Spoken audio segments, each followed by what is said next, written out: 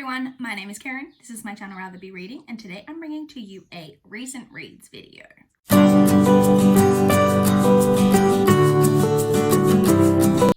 It has been a week since we last checked in for a recent reads video. Still not an amazing reading week, not too bad. I read 3 things.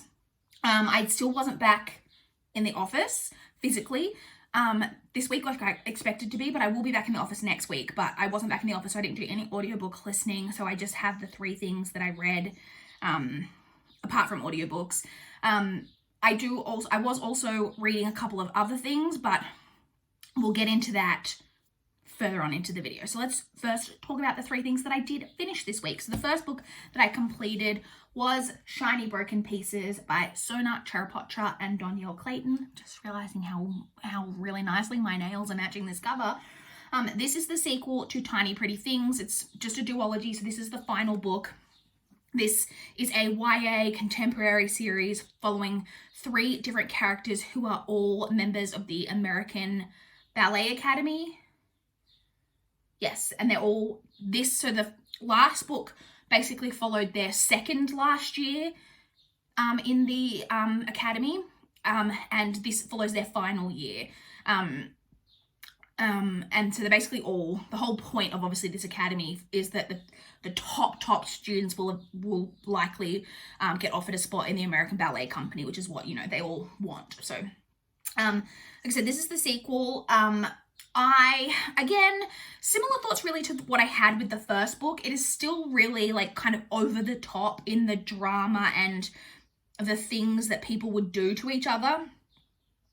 Like some of it is just really, it's really hard to buy into that people would go as far as they do in like some of these circumstances. Like some of these, like a couple of things that happen, like without spoiling anything, could like straight up like, straight up either really physically injure someone, or like if things like go differently, like could kill someone. And it's just like, is that like really like something that like people would do? And because the thing that gets me is like I think I mentioned when I spoke about the first book, maybe that would be the case for like one student who just like really took it too far. But it's like in this book, like every single one of them is like does something at some point that's like really backstabbing. And I'm not even just talking about the 3 main girls, I'm talking about also like other like side characters. They're all doing vicious things to each other at different points.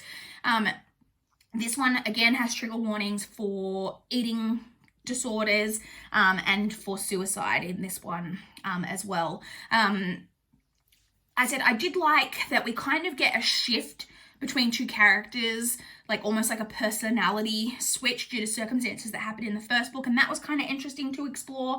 I also kind of wish, and I rarely wish for this, but I kind of wish this had an epilogue. The ending, and like I don't like my endings tied up with a little bow, or maybe even just like the final chapters from the like at the end of the book could have been like fleshed out a little bit more. Like for example, we find out the fate of one of the main characters not even in their perspective. Like, so we don't hear their thoughts around what ends up happening. We just get told that in dialogue about somebody else's perspective. And like that annoyed me a little bit. So like I say, this was just okay duology for me. In the end, I gave this 3 stars, which is the same rating that I gave the first book. So I had that. I then read Finding Cinderella by Colleen Hoover. This is a novella. It is the like book 2.5 in the Hopeless like series. There was Hopeless and Losing Hope, and then there's this novella which follows a side character who is present in the second book. I think I mentioned when I reviewed the second book that there was a character who was really shoehorned into that second book because they were not present, did not exist at all in the first book, despite the fact that they probably should have existed like if they were a thing. Anyway, they were shoehorned into the second book, and I feel like probably it was for the purposes of maybe doing a novella about them afterwards. And it's like a romance basically between 2 side characters. It's a short little novella, equally not as good as the Hopeless duology, if I'm being honest. Very insta-lovey, a lot of unnecessary drama. And honestly, even more so than in the first two books, the writing in this was really not good. Like I said, I've had a really rocky relationship with Colleen Hoover so far. I've mentioned before, but in case you knew, Colleen Hoover is an author that I've always been really interested in, that I want to read all of her books, but I really want to work through her works in publication order. So far I've only read her slammed books and now her hopeless books, which I have heard are her weaker works. So I'm hoping that as I continue on through her like back catalogue, her writing will start to improve and I will start to enjoy her stuff. But this one, like, the novella was no better than the two full-length books, and I gave it 2 stars. And then the final book that I completed was All Our Shimmering Skies by Trent Dalton. This is a book that I received a digital copy in exchange for an honest review through NetGalley. It had a publication date on NetGalley, I believe, of the 28th of September, so it is already out. And I was really excited, if you recall, when I got approved for this, because I read Boy Swallows Universe by Trent Dalton, I think it was last year. I think it was last year.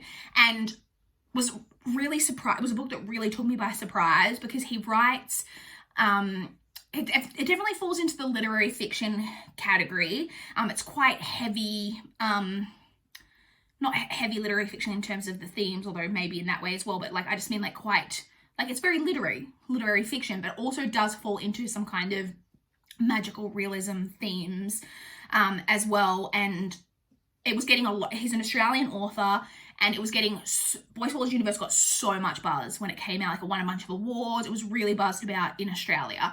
And so I read it and actually really loved it. I gave it 5 stars. It was one of my favorite books that I read last year. Really, really, really loved it.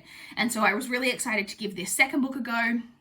So this one is about a girl. We're basically following a young girl named Molly, who for the majority of the book is about, she's like about to turn 13, so she's like 12, and it's set in 1942. The majority of the story is set in 1942 in Darwin, so it is set during World War II, and Molly is the daughter of grave diggers. Like, she's known as like grave digger girl. And then at the start of the novel, we know that her mother has left her, like her mother's passed away basically, and she's left with her father and her uncle, her father's brother, who are abusive, alcoholic type characters, and it's just basically her and them in this little house in a cemetery, and they dig graves for a living, including her. Like, she digs a lot of graves and things like that. The story branches off into other things. It's very much coming of age, which is similar to Boy Swallows Universe.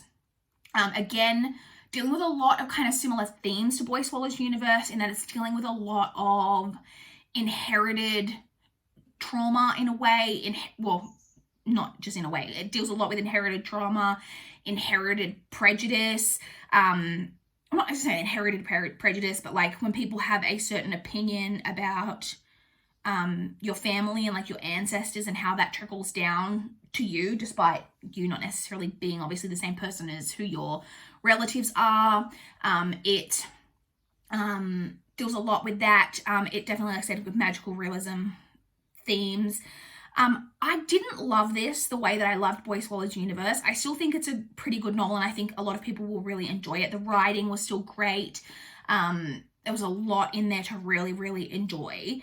I do think a couple of I really loved Molly, the main character, but a couple of the side characters I don't think were as fleshed out as what they could have been. They felt a little bit like caricatures in a way, and that bothered me a little bit in relation to one side character who is an Indigenous man, and I didn't necessarily think the way that his character was used was the best handled as it maybe could have been, but that's obviously coming from a totally outside white perspective.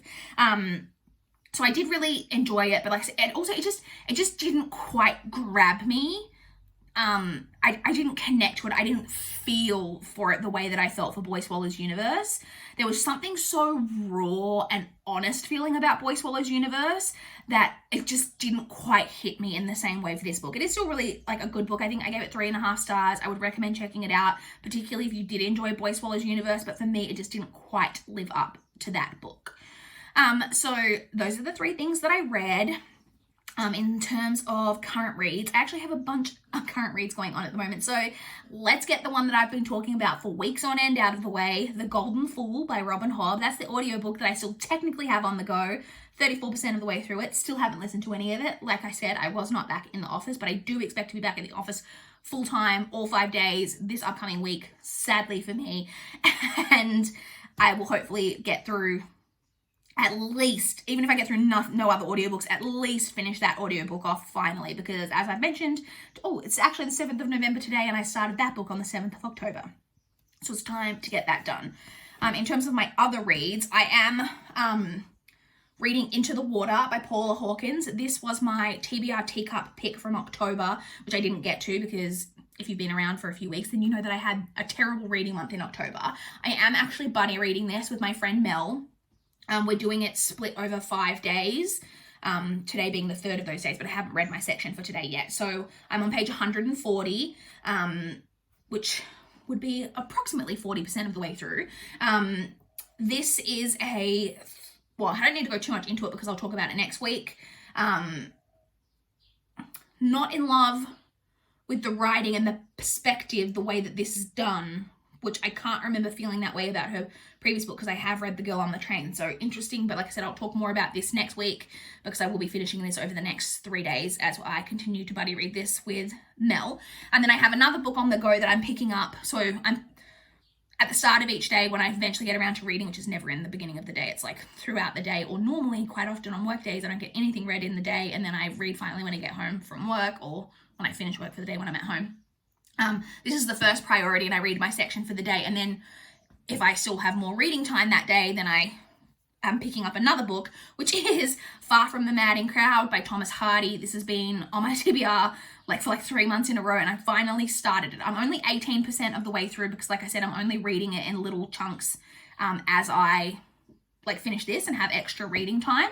I actually haven't picked it up since I think the first day that I started this. So it's classic. Like I said, again, I won't say too much about it because I will have my more full thoughts in my recent reads video probably next week because I expect to finish that this week. I am surprised, I will just say I'm surprised though because for some reason in my head, like I said, I didn't actually really know what it was about. I thought it was something about a woman who was torn between several different men. And because I thought that was the plot, I thought that it followed a female main character. But so far, at least in the first 18%, we're definitely following our main character, at least seems to be a male. So I don't know where we're headed in this story. And also, I thought that if you'd said to me what's the name of the main character, as in to me, the female character, I would have said to you, I'm not sure, but would have thought that if you'd said to me the name that I would go, oh yeah, I've heard that name. When I read the name, I wish I could...